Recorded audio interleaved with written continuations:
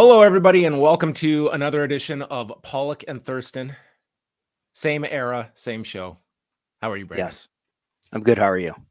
I'm doing well.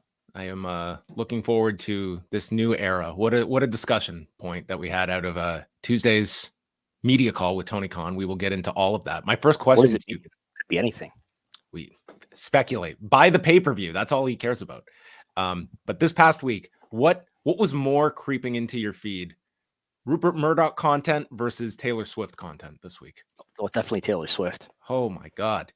Like, I've been inundated. Like, I am just, she attended a football game. Like, this was just like, stop the presses. You see the Chiefs are selling more tickets now. Like, what is the thought process that maybe I can be in a stadium where she's an enclosed glass thousands of meters away from me? The power of Taylor Swift at the moment is at its maximum. Her drawing power is at its absolute peak at this time. Wrestling Observer Hall of Fame season is coming up. I think we need to consider that.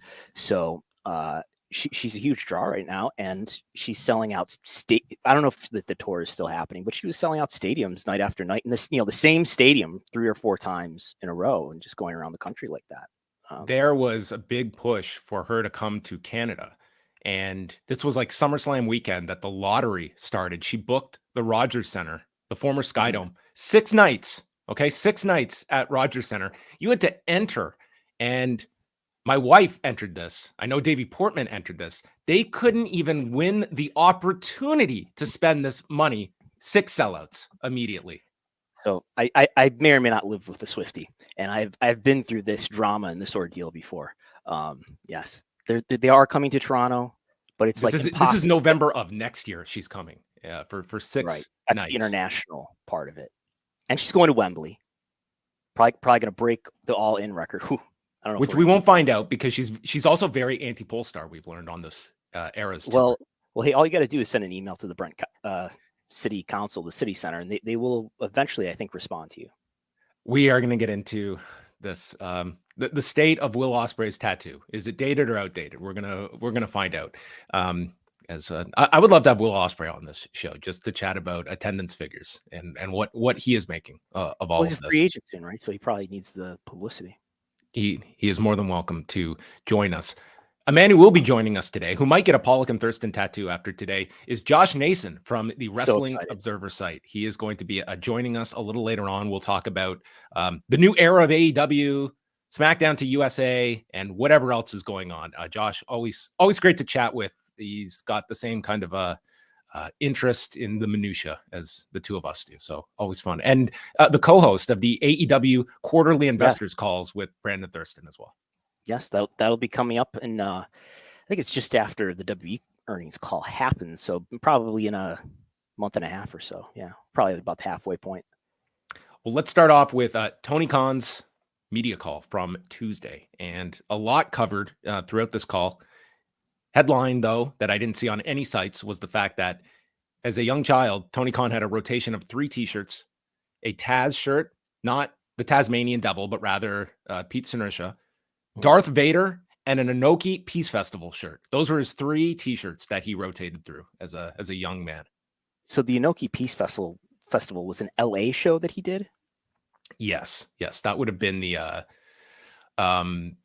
show that I think is the one where Bischoff first saw Chris Jericho. I think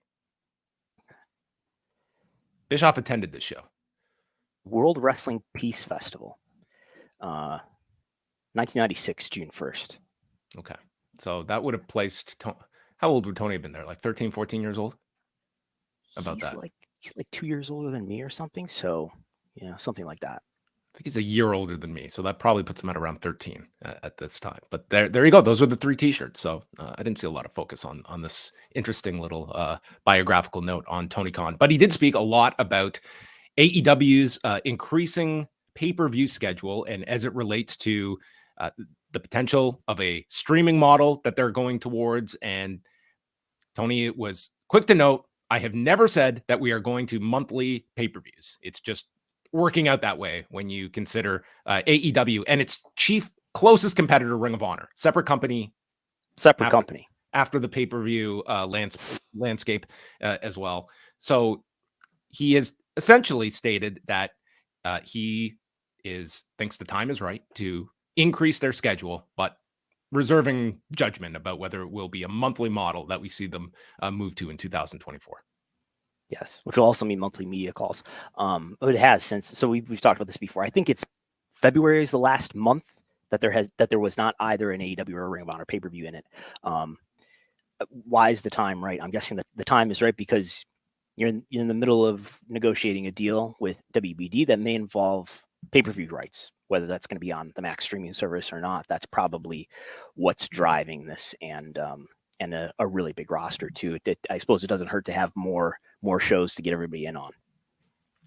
He also threw out this idea. I think we should play this clip, and this was him talking about sort of their idea about taking on a streaming strategy and what he is not interested in when it comes to the streaming option. So here's Tony Khan from Tuesday's call. I think there's a potential for more events, and what the cadence is, whether it's monthly or 8, 10, 11, or 12. I haven't decided the exact number yet, but I do think there's an appetite for more events. Warner Brothers Discovery is really excited about doing more events. Like with all media deals where there's mutual interest, there's a lot of work that would need to go into it to figure out how that would pay everybody, because I have no interest in doing like a tryout. At this point, we've been doing this for 3.5 years. I'm not going to do a 6-month, 9-month tryout on streaming. I don't think that makes any sense for any of us. So, I think we built it to the point where there's a really, really big fan base for our major events. As we've shown this year, it's bigger than ever worldwide.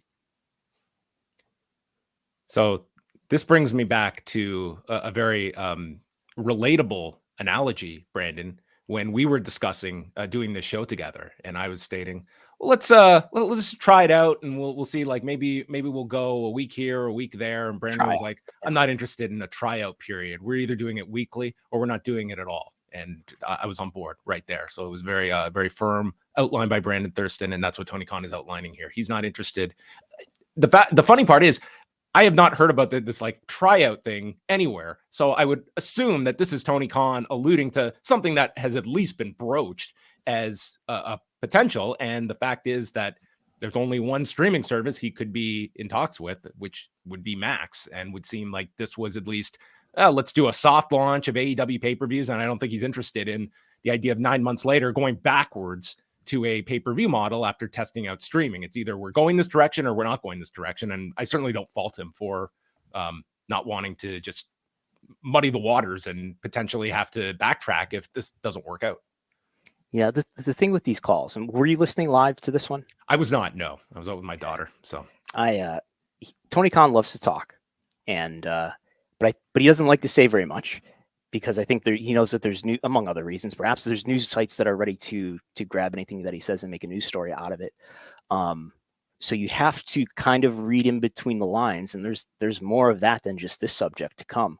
And it sounds like he's talking about maybe he was offered, and who else would he be offered such a tryout streaming deal by? He seems pretty monogamous when it comes to his media partner, at least in the US, and that would have to be WBD. And I would think it would have to be, where else would he be offered a streaming tryout if not on Max? And so Netflix is brand loyal to Ohio Valley Wrestling, so it couldn't be there. Right. We don't know the terms of that deal, whether it's exclusive or not, but no, I guess that's what he's referring to, and it sounds like he's making it clear that he wants a long-term commitment for streaming rights for some of their content, probably pay-per-views, library, next day rights, to be part of the next deal. And that's, that's going to be really incremental base, compared to what they're giving WBD now, which is 3 weekly shows. We know that there's some sort of exclusivity that was part of the dark shows going away from YouTube. So that, that's incremental content that's going to be part of the next deal, not just, hey, we've done good ratings, or at least, Dynamite and to some extent Collision have done good ratings through these years. Give us an upgrade because of that. But we're going to give you more content is what AEW wants to do in addition to that.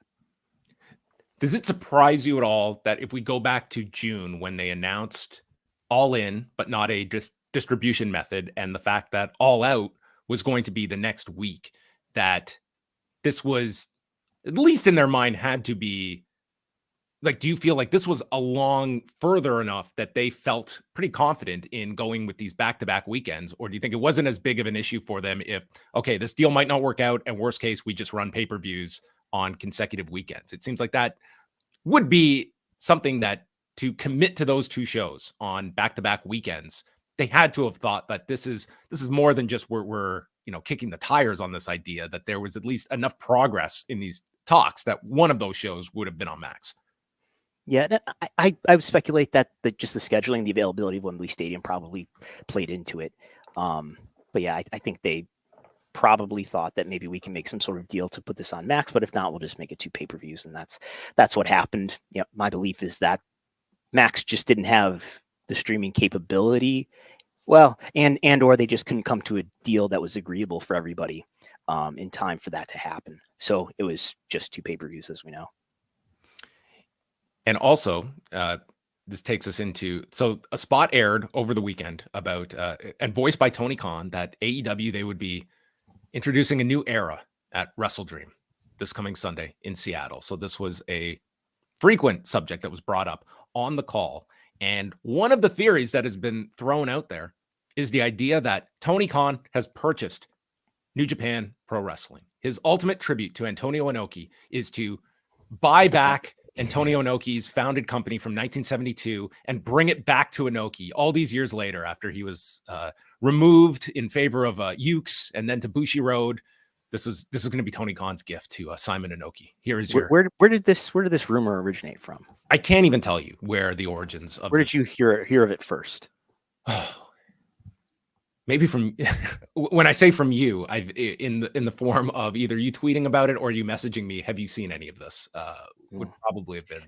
So somebody brought to my attention a tweet that someone made, and it was like a record from some Florida state government website showing that some sort of record that gets generated when you create an LLC or a company or something like that, and it looked like somebody was making a fake record, or I think they were making a joke that probably most people weren't in on, making it look like, the president of the company was Anthony Khan and the VP, sort of cut off Phil Brooks. So, it was clearly fake. What was the story from a few years ago where it was Tony Khan? Was it like he was running for office or something? It was yes. That was a real record that was really on the FEC.gov website, but it was like somebody somehow generated this record that was not. It was not something that he created. Okay. That's the record indicated that he was going to run for Congress or something. Something wild. I remember this. So he's going to run for Congress in Florida. Yeah. So anyway, this thing has taken gathered some traction, and this is how it was addressed on the call by Tony Khan regarding this rumored purchase of New Japan Pro Wrestling. I want to continue that partnership for a very, very, very long time. And right now we have something very good going.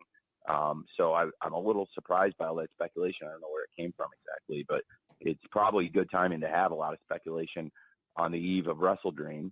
And I'm glad that we got a lot of people talking.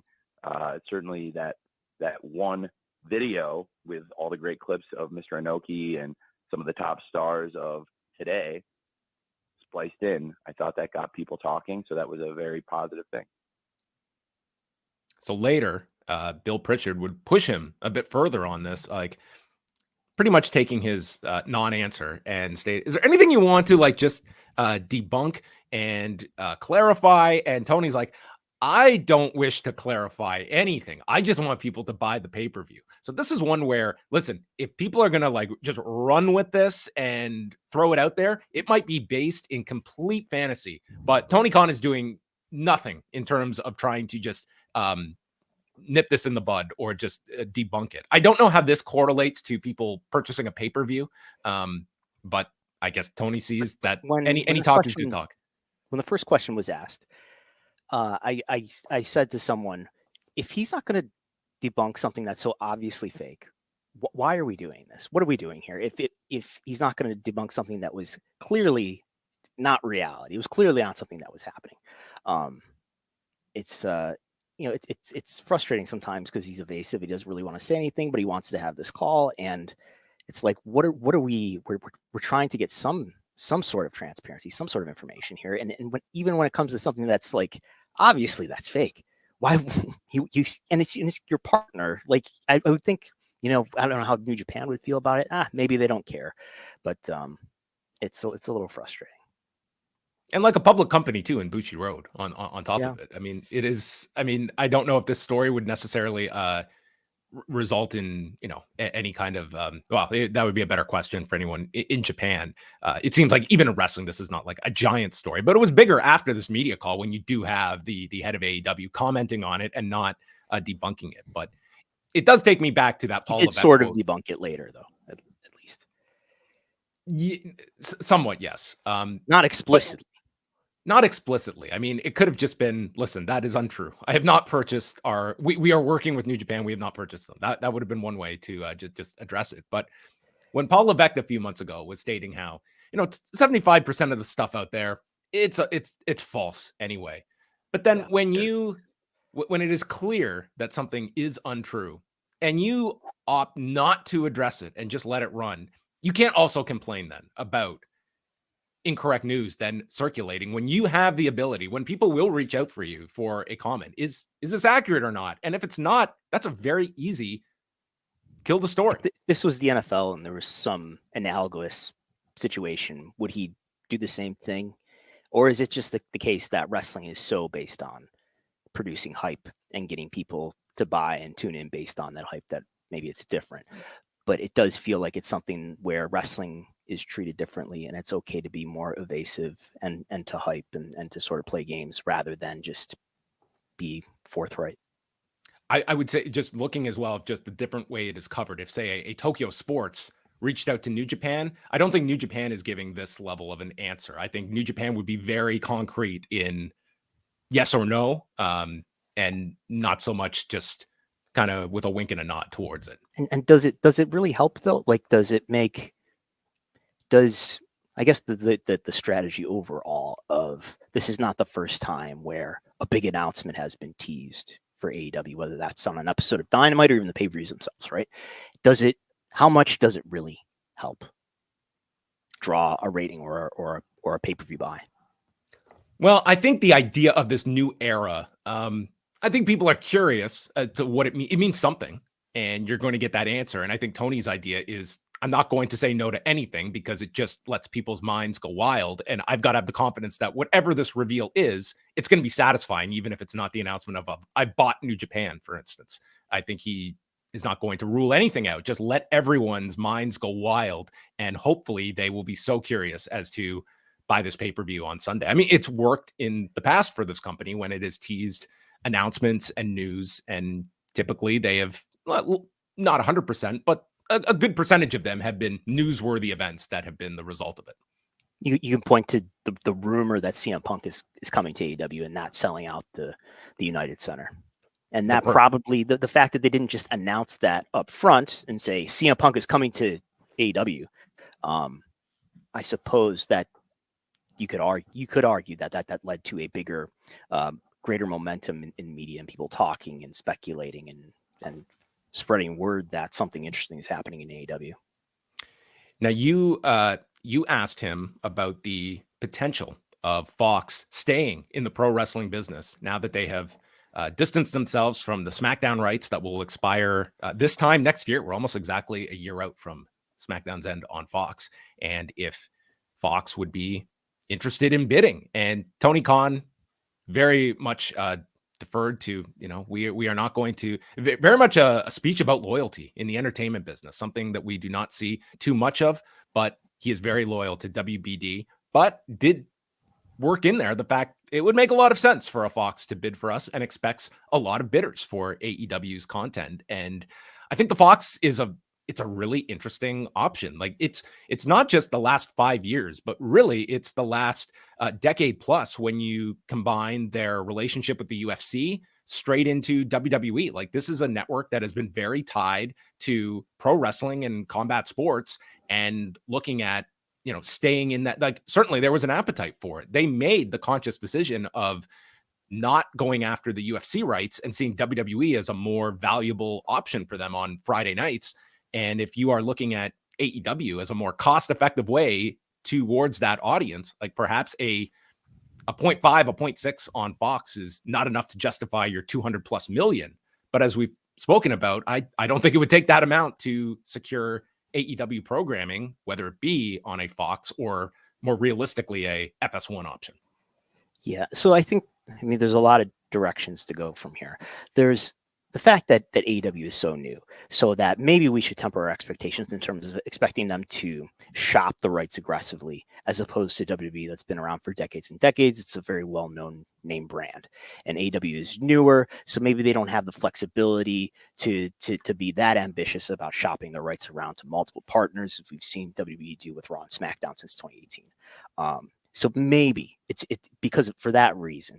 Not only is it good for AEW to solidify its relationship, its most important business relationship with WBD, maybe it's not only good for that reason, but it's the safer thing to do, because maybe you do weaken that relationship, and maybe you're not well known enough, you don't present value enough for it to make sense financially to split the rights or to shop the rights around. I don't know. And another thing is, I don't have a clear view of what the mechanics are of these negotiations. And I know nobody who's involved in them now is going to tell me, but like, how does this really go? Like, for instance, for one thing, this deal with WBD is going to expire. He said the end of 2024. Did he give away that the option has been renewed? I don't know. I think so. So it's going to expire. Is there an exclusive negotiating window in this deal, like there is for the WWE deals, that would, once it expires, if it has not expired already, would that allow AEW to negotiate with other partners?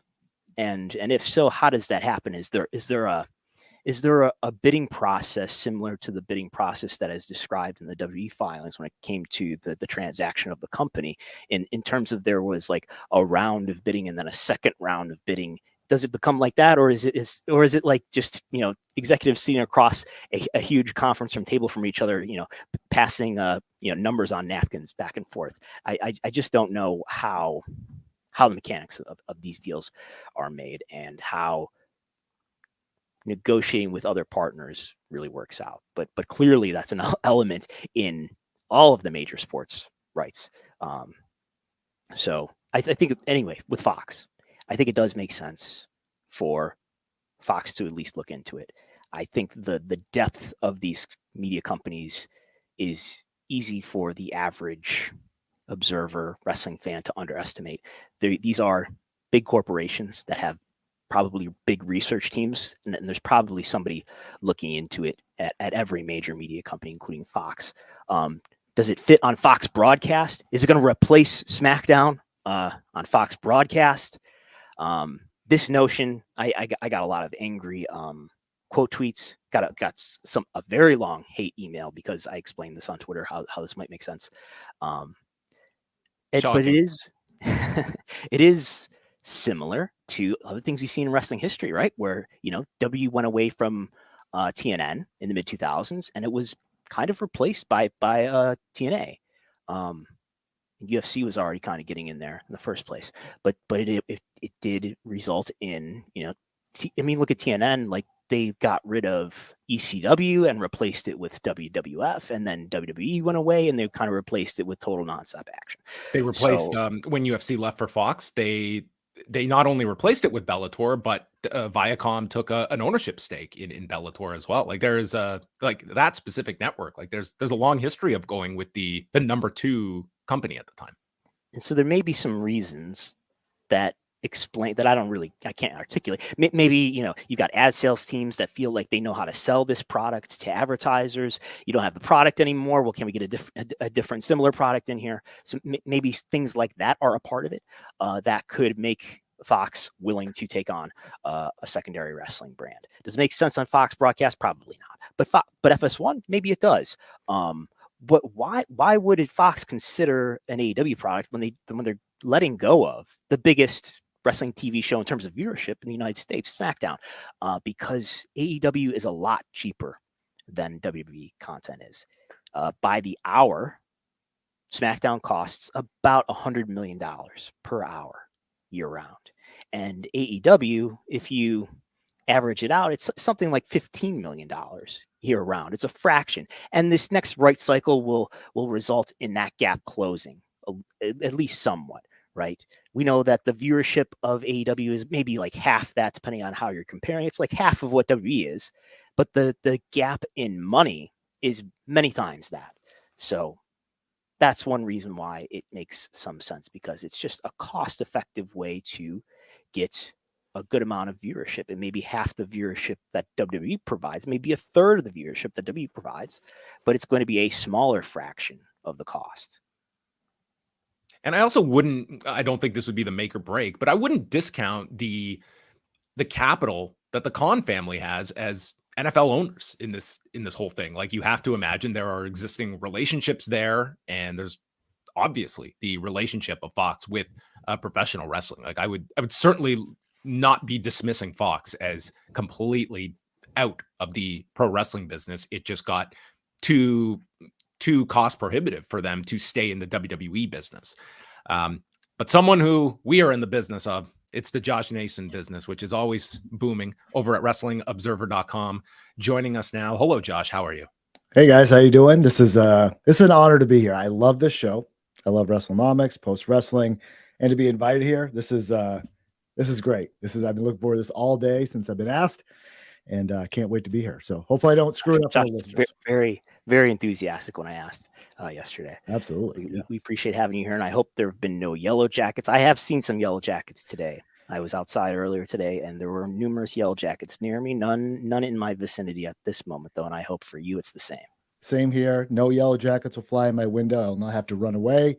But I share your disdain for these flying beasts, especially if you're trying to enjoy like lunch outside or drinks or something like that, and they swarm over. I wish I was one of those people that could just like not be scared of not be concerned with them, but I just don't like them around, and I get ridiculed because of it. So I was glad in that recent episode of WrestleNomics where you had to fight. I was attacked.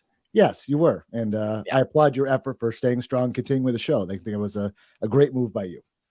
Yeah, well, actually, before we recorded last week, in my office here, I don't know how it happens. I have like a completely sealed window, and somehow every year wasps show up on this window, and I had to remove one.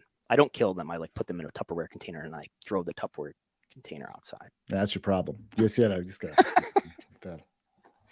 Well, it was quite the sting that the WWE stock took last week after this deal came down involving NBC Universal that swooped in and took the Friday night rights to SmackDown. So you've had a week to digest this, Josh. And how do you look at this SmackDown move for WWE and what it means for their larger media picture when it comes to Raw and, by extension, AEW? Like, we could certainly see wrestling's version of musical chairs over this next 12 to 18 months. Yeah, boy. I think like most people, I was fascinated by it. Fascinated that, USA and NBC Universal have this institution that is Monday Night Raw and have had this for decades. I mean, obviously they went to TNN and all that, but generally when you associate Monday Night Raw, you associate it with being on USA Network. So USA Network decides to throw a curveball and say, okay, we're going to put this, assuming it's going to be on Fridays. It's just that from a branding standpoint, they're going to have to reintroduce a whole new audience to say, okay, it's going to be on this day instead. It's strange to me. And since it's strange, it must mean that there's something going on. And I don't know. It's the stock market obviously did not really respond well to the news. I think they're a little bit underwhelmed. Granted, I think the stock was going to go down anyway. If everyone's been paying attention to the current stock market, especially today and yesterday, it's been tanking. So not good signs for U.S. economy. But yeah, it's there's something. I think when we finally find out where Raw is going to go, we're going to be like, aha, that was it. If it was a streaming service, if it was NBC Universal all along, there's some reason why these rights went first, and they didn't stick with the incumbent day of Monday, which would have been the easy thing to do. So there's something there that we're going to be like in a month, 2 months, 6 months from now, a year from now, going to be like, aha, that's exactly why we should have seen it coming. And Brandon, has your thought changed at all over this last week? Because one of the things you stated on your show this past Sunday, that, I mean, it's not out of the realm of possibility, but it certainly to me would strike me as odd if NBC Universal in whatever time frame, then suddenly announces a renewal for Raw. Like, instead of just having this nice, neat, and tidy package of WWE is all under the NBC Universal umbrella. WWE comes to USA multiple nights per week. But I mean, it is, for months, we have just assumed it was a given that Raw on Monday nights would be, the least or the easiest to predict. And the SmackDown one, I think, caught everyone off guard. Yeah, it seems like NBC has made an efficiency decision to forego the 3-hour show and the 2 hours of NXT that come with it, and to take the 2-hour show that is SmackDown that will cost them a little bit less, and they'll still be able to get the prestige of being a highly ranked, well-performing cable network for USA. But yeah, I would be surprised if they took Raw. I don't see them making half a deal and then making the rest of it later. Usually these things if it was one partner, all get announced at one time, unless, things really go badly with the Raw rights and there's nobody left to give it to except for NBC Universal. But Amazon Prime seems like a contender. Disney with some combination of FX and or ESPN Plus maybe seem like the likeliest candidates. We also had a thought experiment around WBD. If they want to get completely into wrestling, I guess that's a possibility. Well, they won't get SmackDown, but I guess they could get Raw and NXT. And Josh, just looking at, the night of the week debate, when you're assessing Raw, and we're just seeing what the first couple of weeks of Monday Night Football have meant to WWE, like, outside of it being the traditional wrestling night for most fans for their lifetime, is it becoming tougher to look at Monday nights when we're talking like 4 months out of the year that we are going to be, not everyone's top priority? Or do you feel like that's too much of a risk to be shopping different nights of the week? I think if we've learned anything from this era of TV rights, how we watch TV, whatever you consider TV, I think, obviously a lot of people consider YouTube TV, which I think when it first launched, I don't think any of us would have ever considered that, but here we are in 2023. I think that it's interesting that they're taking the approach of, we're not just going to stick with the status quo. Things can move around anywhere because people will follow it. And I think to an extent that's true. I think with DVRs, with the fact you can watch from pretty much anywhere, you can take WWE with you, so to speak. I would not be surprised to see him say, okay, we're going to go on Tuesdays, we're going to avoid the NFL, and then we're going to move NXT somewhere else and just not worry about it. Their two main concerns are, SmackDown and Raw. So yeah, it's I would not be surprised to see them do that. And it's a culture shock for us, but we're also in the wrestling bubble so much, right? And I'm so curious what the fringe fans and all that, do they care? Or are they just going to find it no matter what? It's a midweek day. Is Monday that much different than Tuesday? It could potentially be better. I don't know. I would not be surprised to see that, because the NFL, it doesn't slow down. You guys have talked about it previous shows and so on, that, the NFL now doing the 2 games a week in some weeks, and they're doing the simulcasting now. It's hard to beat that. And you're up against that for 4 straight months at least. So to avoid that for, a good portion of the year, that seems to be pretty enticing to me, especially if you move to Tuesdays. Even if it wasn't a streaming service, at least you're avoiding that crunch of, was it 24 million that watched that initial Bills Jets game, whatever the number was. That's a good slice of that, as potentially your audience could be watching. So I can see them doing a Tuesday, Friday thing just to avoid it. And that's going to be our new institution for, I don't know, maybe the next 5 years until the next deal comes up, right? How do you watch Raw weekly? Like, you're also a football fan, if I'm not mistaken. Like during this time of the year, like, how do you follow Raw? Is it like appointment viewing every Monday night? And do you typically like watch football over WWE live on a Monday night? Sure. I'm a football fan, but I'm not a diehard Monday Night Football fan. Like I get my fill for my Patriots every weekend, and also some other stuff on Sunday afternoons. But typically we're watching. I'm married, and my wife cannot stand wrestling, so I have to wait until she goes to bed to put on anything. Usually it's a little bit of fast forwarding. Again, depending on kind of what the buzz is there some interesting segments I need to go back and watch. YouTube the next day is a good option. Kind of the big hits. I find now these days it's so much easier to follow by listening to recap shows than necessarily sitting through 3 hours every single week. Because as you guys know and have talked about, and I know, John, you did someone post on this week, that this week alone for wrestling fans, there's like 18 to 19 hours with WWE and AEW. Let's be realistic. Who's watching all that? It's very hard to do that. There's going to be some hardcores that do. There's also a lot of people just like, this is just too much. So I'm going to pick and choose and fast forward a lot. And it's kind of the reality that we're in. So I'm more of a fast forwarding person, rewinding person, trying to find the segments that people are talking about the most. And then, occasionally if I was like, oh, I may have missed something that I thought was going to be kind of, I didn't need to see, I may go check it out the next day. I follow the buzz, put it that way. I just agree. Like how, sorry, go ahead. Like how important is it, or how much of a problem is it to be a completionist and to not be a completionist? I guess I think John and we we're having a conversation about this the other night. Like, do you watch every Blue Jays game? Probably not. But maybe that is different from a wrestling show where there's a continued storyline, and if you miss part of it, you miss something major. Or are people just catching enough of the information? They hear about what's going on social media if they're not watching it on television itself. Like, how important is it, and how much of a deterrent is it to continuing to be a fan if you're not watching all of it?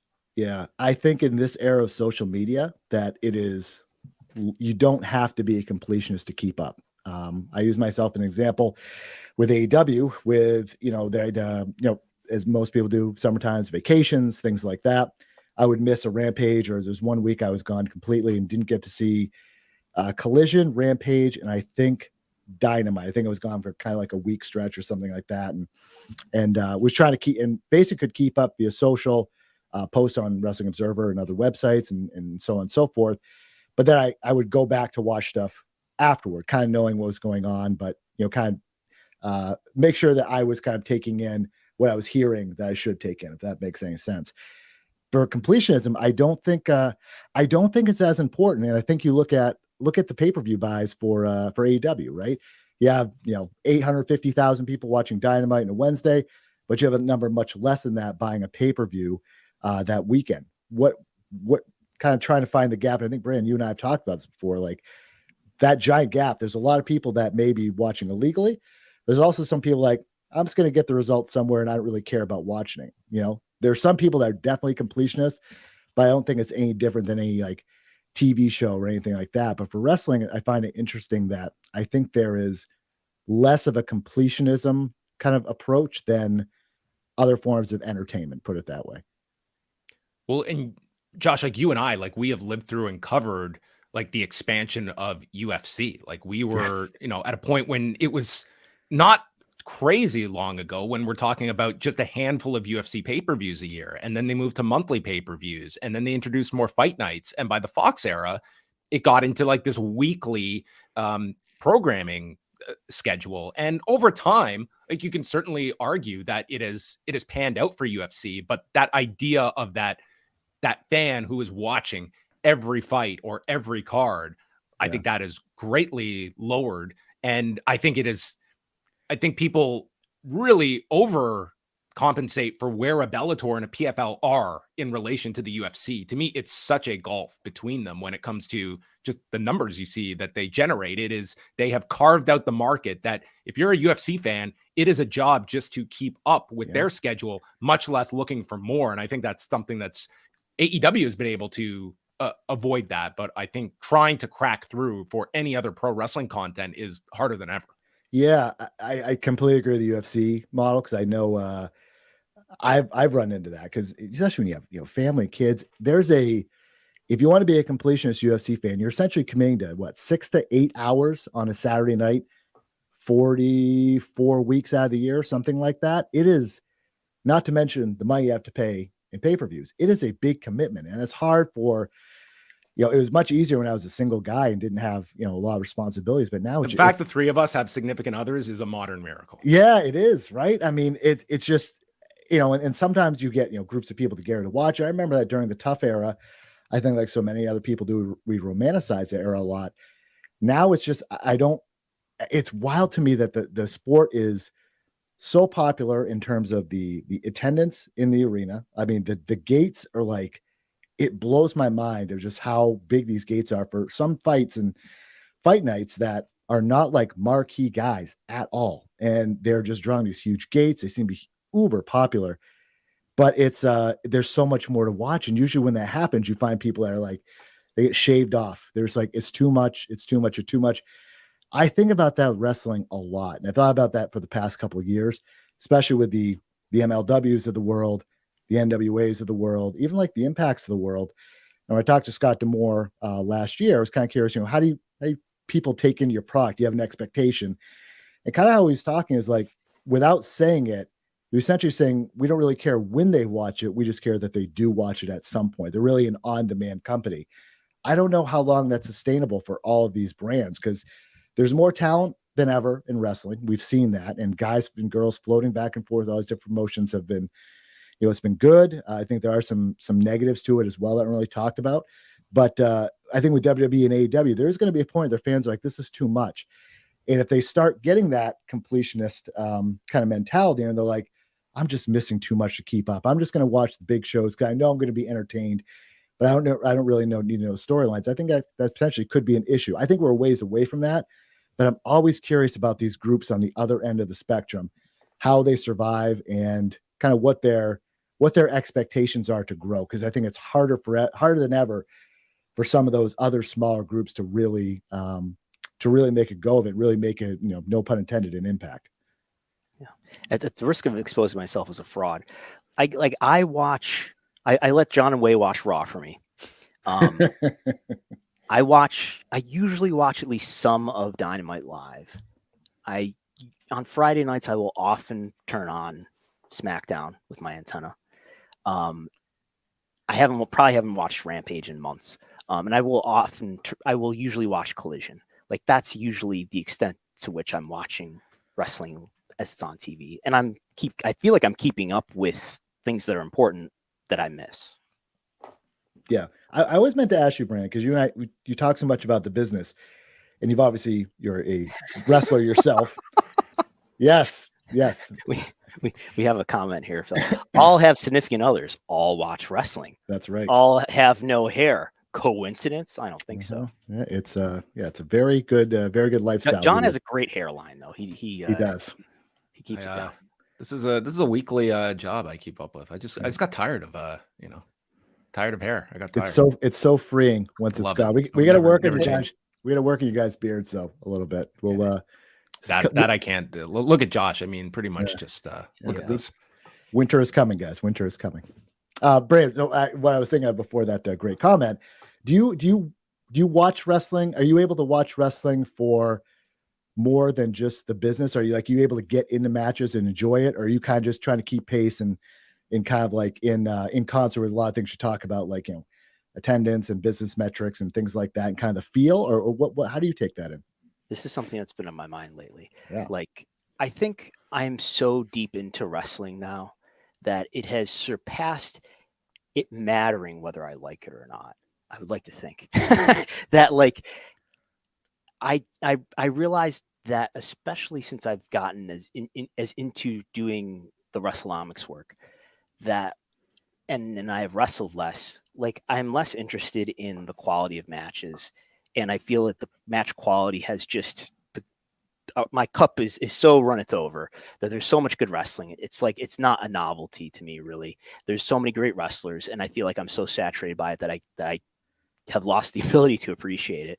So when I watch wrestling, I'm just kind of watching it to see where they're going to go in terms of their decision making, I guess the booking and how they're presenting stuff. And I'm not really getting into the drama like maybe the typical fan is. Sure.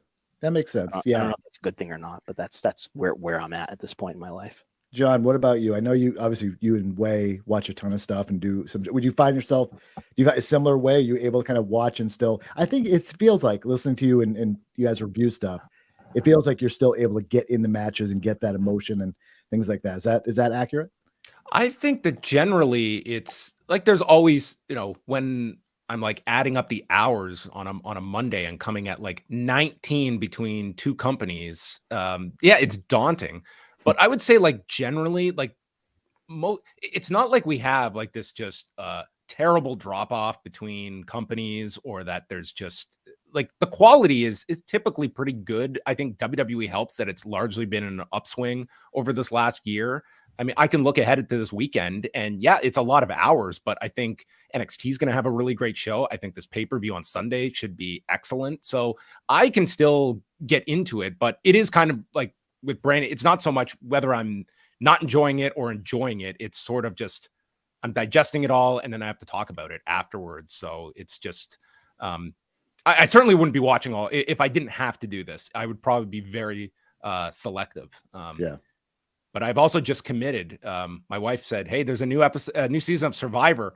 Are you interested in like watching it together?" I was like, "Sure." And then finding out, do you know that this season they are presenting supersized episodes? Survivor has expanded to 90 minutes weekly. It's like, oh my god, lucky you. 90 minutes of Survivor every week. It's like, you know what? This is I'm daunted by this 90 minutes. I'm like, this is half of one show that WWE puts out on a Monday night. So. That's what Jeff Probst still hosting this thing like 23 years later. The Michael Cole of Survivor. That is it. Let's shift over a little bit to AEW. We were talking earlier about the media call, and you know, Josh, you have probably taken in your fair share of these media calls. How would you suggest AEW move forward with its pay-per-view strategy? It's obviously expanding. The question is how much it expands, and how you assess this recent experiment of back-to-back weekends, like where they are, what they were able to achieve on those back-to-back weekends, and the audience that does seem to be there for more pay-per-views on a routine basis. Yeah. I think we're going to learn a lot this weekend. This is the third pay-per-view roughly in 30 some odd days, if I get the math right. And that's at $50 a pop. That's $150 you're asking for fans in a short amount of time. For some fans, I'm sure they're like, you know, the meme, take my money, please. I'm sure they'll do that. But there's some others that are like, maybe just like, I can't afford this. I'm going to start picking and choosing. And I think that's part of kind of promotional maturity, so to speak. WWE did the same thing. At some point, they went to 12 pay-per-views a year.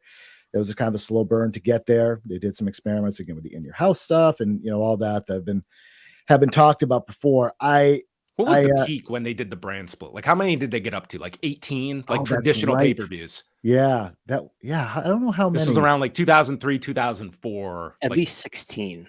Yeah. Isn't that insane? 16 paper. That's a lot. But I think we're going to find out. And that's when we saw a breaking point. Like that was where people, you know, would skip some of the smaller shows. And then you've introduced the idea of picking and choosing. And once you've skipped one, it just seems to become easier to make those choices as well. And that's, I guess, what you're fighting. Yeah. And they're going to learn about how much money their fans are willing to commit to spend. And so I think you guys are talking about this week or last week. I may be conflating the two about essentially they're coming close to running 12 pay-per-views a year anyway, if you include the Ring of Honor pay-per-views and so on. It's I think I'm very interested to see what this does, because this doesn't, I was thinking about this day. I think Danielson versus Zack Sabre Jr. is probably your de facto main event, right? At this point. I don't think we know what's going to happen with Adam Cole. I guess we'll learn about that tonight, but my gut based on what Tony Khan said is that match may not be happening. It's the fact he said we're going to address the stats could just be a promotion for Watch Dynamite, and kind of we're just going to confirm that the match is happening or not. The concept. No answers on the media calls. Tune in or buy the pay-per-view for answers. That's right. So yeah, I it doesn't have that. I really like the card. I don't know if it has that 140,000 buy feel to me. It feels this would be a good experiment. See if it's going to be in that 120 range, or is it going to be closer to the 100 range? Like, how much money do their fans really have to commit? We're going to learn a lot this weekend. And is this the first time, Brandon, that a pay-per-view has gone against the NFL for AEW? This is the first, I think, that they've. I'm pretty sure it is. Yeah. So whether that's a factor or not, I guess we'll see going against a Sunday night game. I don't see No Mercy being the same weekend as too much of a deterrent for people, but I don't either. It's nonetheless we're going to see if, you know, this is like, it's a great card on paper, and typically the last few days for an AEW show, they pick up a lot of steam. And, you know, if this one, I'm with you, Josh, I'm not feeling like 140 being within range, but I've also been surprised by some of the figures that AEW has been able to hit. Yeah.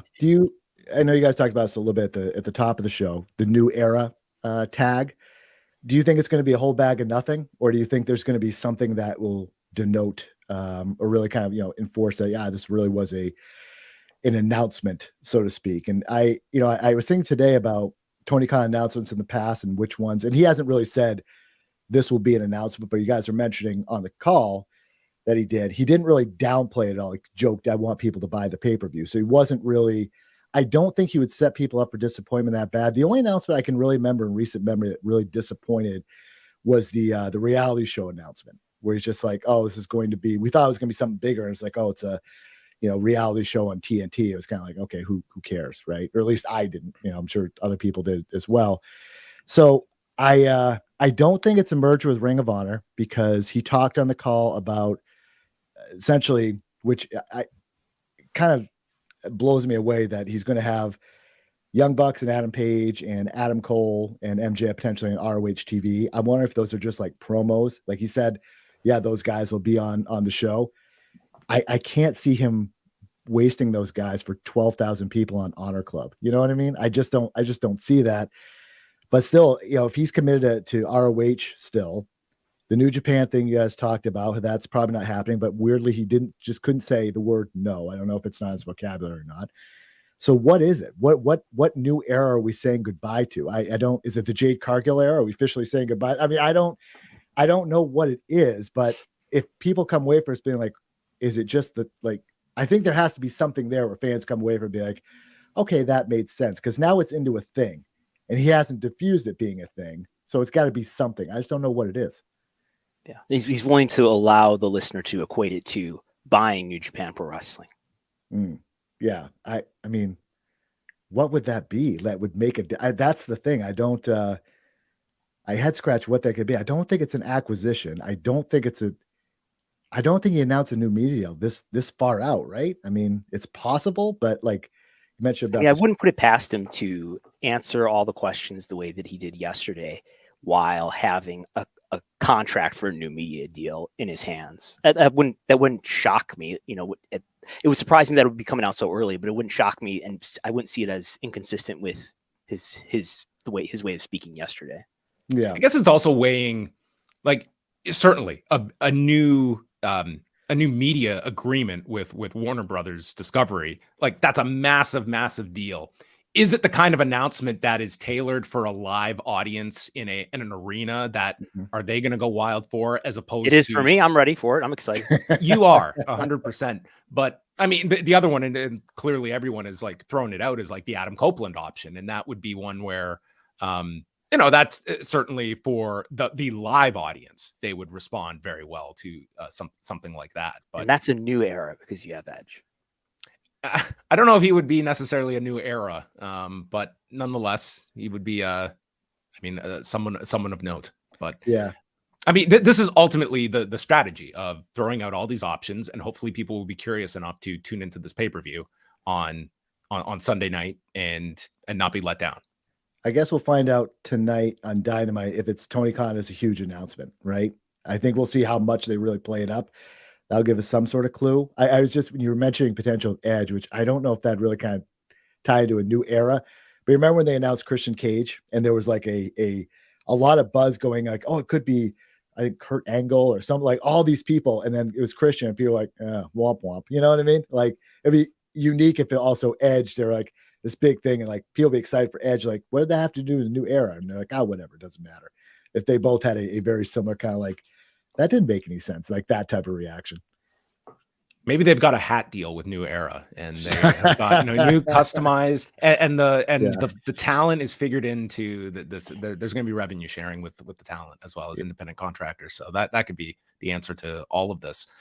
Just going back to, we haven't gone through any of the ratings from the past couple of nights, but to me, the one that stood out the most was Collision on Saturday night. We had 562,000 viewers and a 0.18 in the demo. And this was going against multiple college games on network television, not the least of which was Notre Dame and Ohio State that did just under 10 million viewers on network. And then I guess NBC was promoting across all of its platforms around 10.5 million viewers. I don't know how you take this as anything but incredibly encouraging that Collision not only stayed consistent with the past few weeks, but this was their largest number since that Hartford show with FTR against Adam Cole and MJF at the end of July. And I mean, this to me is one of the more impressive Collision numbers, just given the sports competition that night.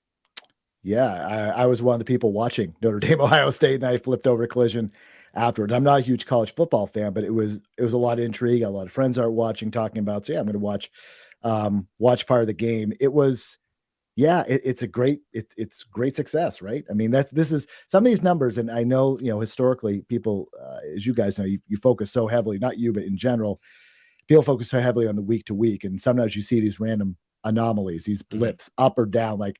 How do you explain that? And then there's really no explanation. And then all of a sudden everything kind of goes back to normal. So I'll be interested to see, a month from now or so, if this number was an anomaly or if it meant something else. But I mean, it's a great success for them. I think so many people, including myself, assumed that, they were going to get consistently killed on Saturdays with all this college football competition. But, maybe there's not so much of a crossover as we thought. Yeah, this will be one that, I think, in a month from now, 2 months from now, we'll kind of see what the trends are and see how it performs. But yeah, I mean, good for them. It's a good number. It'll be really interesting to see what happens this coming Saturday when they go against the NXT No Mercy show on Peacock, where we know that the main roster PLEs have taken a big bite out of them to a much greater extent than college football has. I would guess NXT is probably going to have about half the effect that a main roster show would, but it'll be curious to see how that compares to what it seems like college football is doing to it, which at least in this week against really strong competition, it didn't hurt it that badly. Were you looking, Josh, with the CM Punk exit? What was your thought a month ago with that news coming out of what the short-term impact would be on Collision? And do you have a different thought now that we have several weeks without CM Punk of what Collision has, settled in at like this 0.15 range, and this past Saturday overachieving that number? Yeah, I didn't think the number is going to change that much, honestly, just because it seemed like this return, the first number, if I remember, Collision was kind of decent, but ever since then it was just kind of like middling. It was not as high as I thought it would be, and I think there was something about this second Punk run that just did not connect with some people. And I don't know if it was the lack of answers that we never got in terms of the prior year investigations and all that, kind of the situation and so on. It seemed it was going to completely devoid of the Bucks and Omega thing, in terms of, it seemed pretty obvious after a while that was just never going to happen. Some sort of crossover between the two, some sort of teasing of something that I think may have brought more people along and hooked them in, like, okay, something's going to happen. It was just a treated completely separate. And I think there was just something that it just didn't work in terms of, like, it didn't really, a lot of the people that were on board with the CM Punk train the first time, it just didn't have that same kind of intrigue the second time around. And I guess except the third time around, actually, because he was injured before, it just didn't work. So I wasn't surprised at the numbers afterward, because I don't know if he really did that much to drive them up on Collision to begin with. And, it's do they miss him now?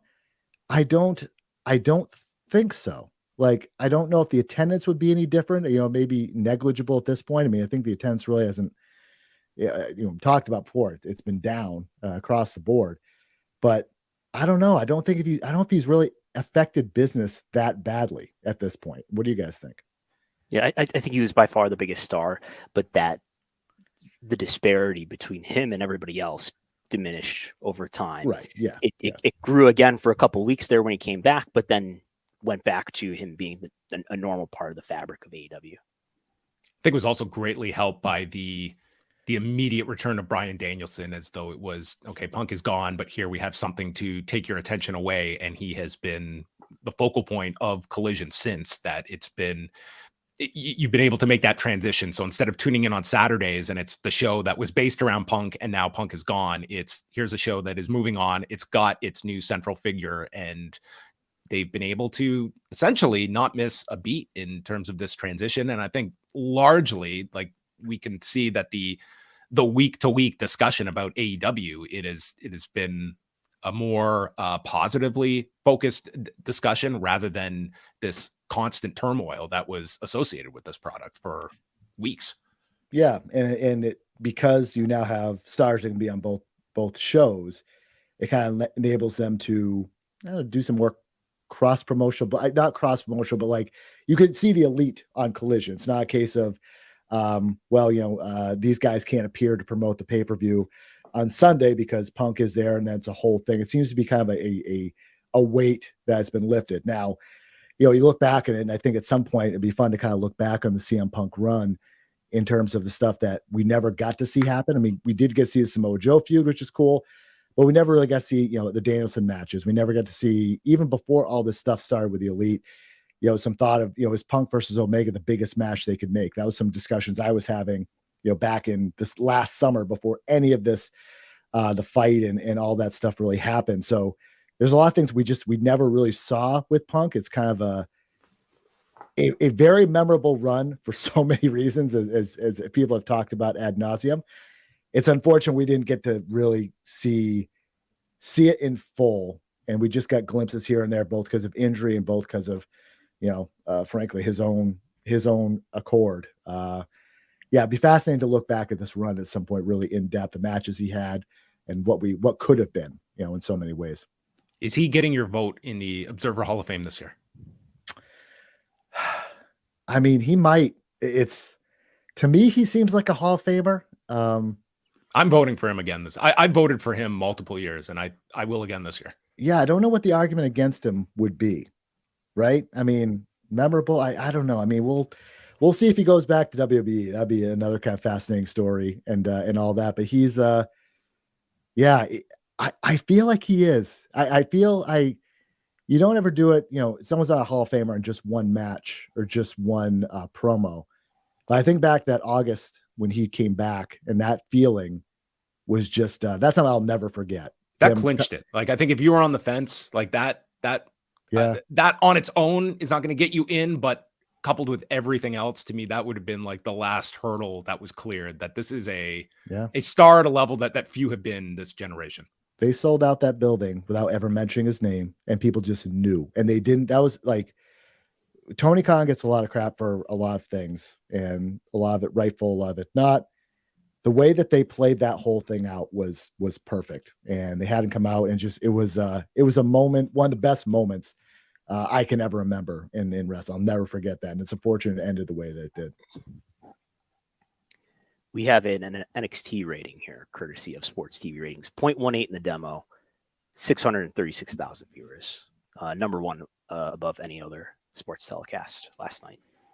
So a little down from, the last 2 weeks have been pretty solid numbers, but a 0.18 kind of a return to the range that NXT has been in, but still in good standing on Tuesday nights.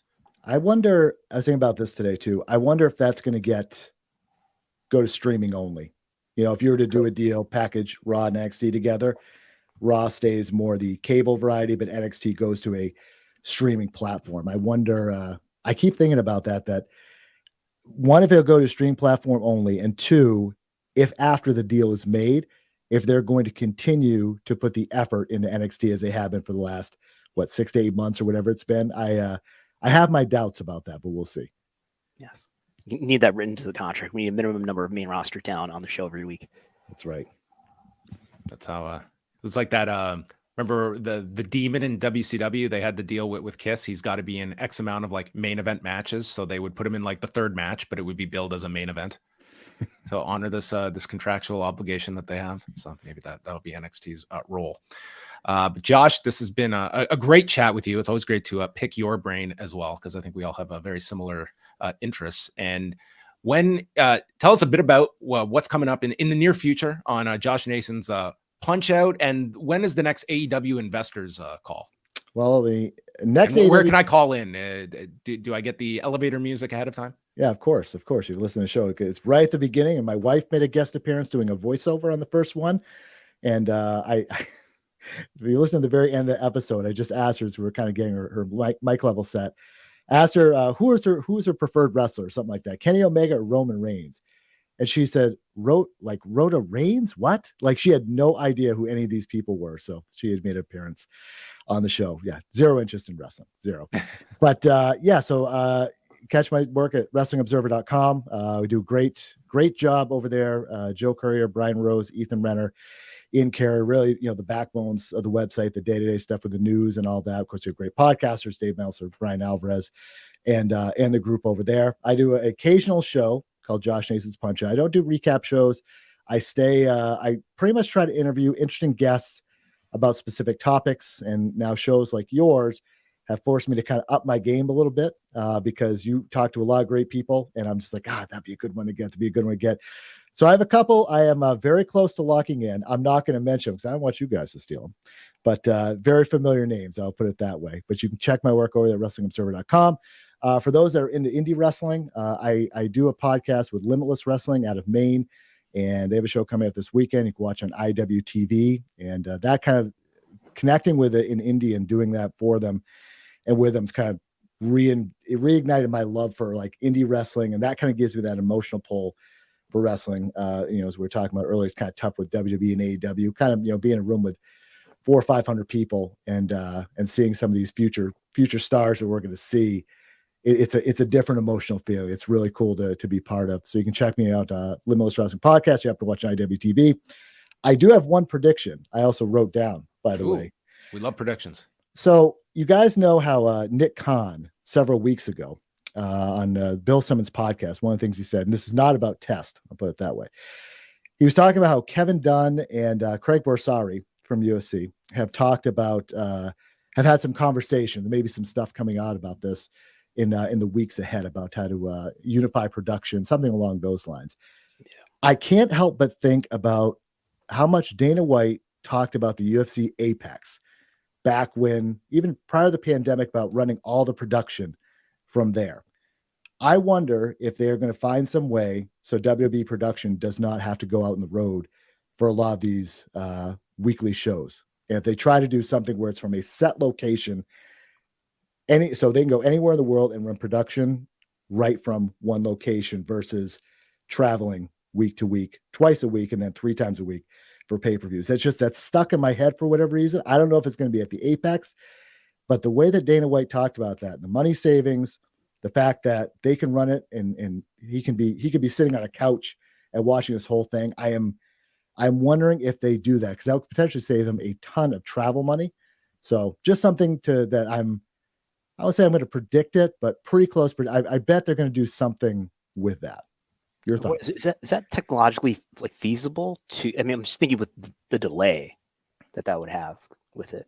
Well, I mean, they do it for UFC. I don't know if they do it for every UFC show, okay, but they didn't do it just for shows from the Apex. They were basically, Dana White was able to call the shots essentially from, as he was saying, from anywhere they want. I'm just wondering if there's some element of that they try to do on the production end of things. I mean, it's a huge reason why UFC is just so much more profitable, is because, like, as much as Dana has been the front runner of we've got to return to normal after this pandemic, we got to get out there. It's like they're like the only company that still is, they're in the Apex and they're there for a reason, doing so many cards. And you watch these on TV, it's like the environment is awful, but they haven't sustained any significant blowback, and they save tons by running all of these cards, meeting their contractual number right out of the Apex. And I mean, to a degree, it's like the Performance Center and the Apex were godsends for these two companies during the pandemic, and the fact they had those options so readily available to run those weeks. Yeah, I don't know if I could see them running shows potentially there. I don't know how many, because again, they're making so much money on the road right now. But I'm just one of the production aspect. If there's something like that where they try to centralize it and unify, that's just something that stuck in my mind of like, how could they unify the production and make it to save money and so on and so forth. That keeps sticking in my head as maybe something to watch for as the weeks go on here. We get deeper into TKO land. All right. Well, if it happens, you heard it first from Josh Nason. Okay. The new era of WWE. Could it be upon us? But Josh, we'll definitely do this again sometime, but check out all of his fine work over at WrestlingObserver.com, manning the ship over there. And thanks so much for jumping on with us, Josh. I look forward to the next investors call. Yes, coming up soon, Brandon. Start getting those spreadsheets ready, and yeah, we'll talk soon. The KPIs will be prepared, and we will talk then.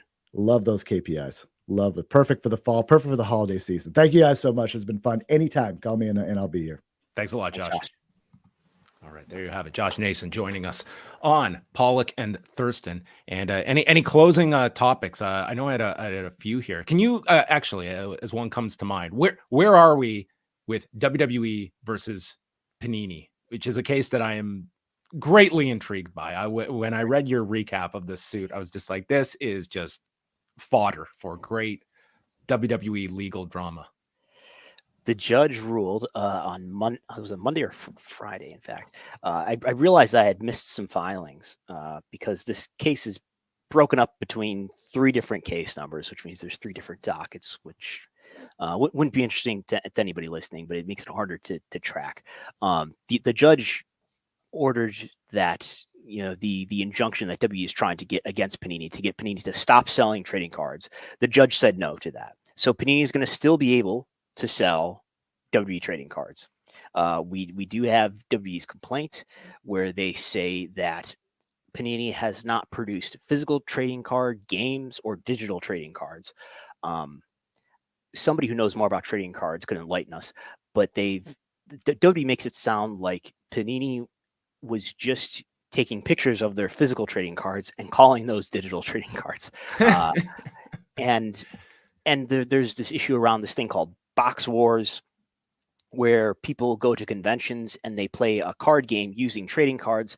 Panini says that is a game. WWE says that's not a game that you created. That's just something that, sort of, de facto consumers create out of trading cards. So that's not something that they have created in accordance with the contract that they agreed to, that Panini would in good faith produce physical trading cards, trading card games, and digital trading cards. So that's what's happening there. So it's going to continue. I guess, like I said, Panini is going to continue to sell WWE officially licensed trading cards. WWE says that this is going to dilute their brand. It's going to weaken their ability to sell their licenses otherwise. I'm not sure about that, but it looks like they want to go to Fanatics, or at least Panini's a lawyer for Panini wrote in a letter to a lawyer for WWE that you're just trying to create a pretext so that you can sell your exclusive license for trading cards to Fanatics. So, which is interesting that Darren Rovell included that as part of his tweet when the story was broken, that he was, expect the license to go to Fanatics. And I don't know if it is exclusive, or what the exclusivity terms of the contract are. The contract's out there. It's heavily redacted, but the contract is out there. It's on my Twitter and a link if you want to read it. So I don't know if Fanatics can just start to create W trading cards, or if they have to wait until this is all resolved. Yeah, and it was Chris Gullo who pointed this out, and I was not even aware of this. The fact that the UFC's trading card partner is Panini as well. So you have just all of this intertwined together under this Zuffa company, where like one side is suing the other's trading card partner all at the same time. Yes, there's a lot of lawsuits that you can find between Panini and Fanatics, with those 2 parties suing each other. Well, there you have it. All the latest on the WWE Panini case that we will continue to follow. Lots of fun legal drama. Never a shortage for WWE that they find themselves. As Jerry McDevitt is on the way out, he's really missing out on some of these. I think he could have a great time involved in a case like this. Right. So on that note, we will be signing off. Next week, we are back with another show every Wednesday here, 3 p.m. Eastern time. You can check this out. Tonight, Wayne and I are live right after Dynamite at 10 Eastern here on the Post YouTube channel. And then we're doing an Ask Away mailbag show for our members at postwrestlingcafe.com. That will be out on Thursday. You can submit your questions up on forum.postwrestling.com in the thread.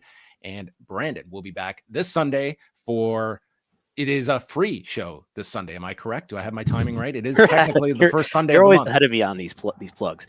Is Sunday? Sunday's the first. So yes, it'll be a free show. It'll be free for everyone on YouTube. everybody can listen and watch. And if you like it, you should sign up to patreon.com/Wrestlenomics, and you get it every single week. I've also been working in the last couple of weeks, I guess. Do you remember the NPS studies that I haven't done since 2021? The Net Promoter Score studies that I think originally I put in one of the annual reports that I did way back when. This will be, I think, the 4th or 5th installment of basically I've made a Facebook ad. It's no longer running, so now I can talk about it. I made a Facebook ad saying, "Hey, here, take this survey. How frequently do you watch these shows?" And I did all the W shows, all the AW shows, Impact, Ring of Honor, New Japan, and then rate how likely you would be to recommend this show to a friend. And there's something in business called a Net Promoter Score. You do a certain formula, and that's supposed to be a predictor of consumer revenue. All right. We will get all the updates then on Sunday. YouTube.com/Wrestlenomics. You know, we didn't even get into the all-in attendance Yes. debate, but Brandon, I think, should dive deep into it Sunday. And I think because I'm more so, I love the. Could be fake. It could be. We should wait till you get this response. Screenshot. But I more enjoyed the weekly attendance update for Chris and Jesse to absorb as you go through the attendance update for All In. So we will continue to watch their faces as I go through all this minutia of I love it. The WrestleMania attendance obsession. It's not my obsession. It's theirs. I'm doing it for their benefit.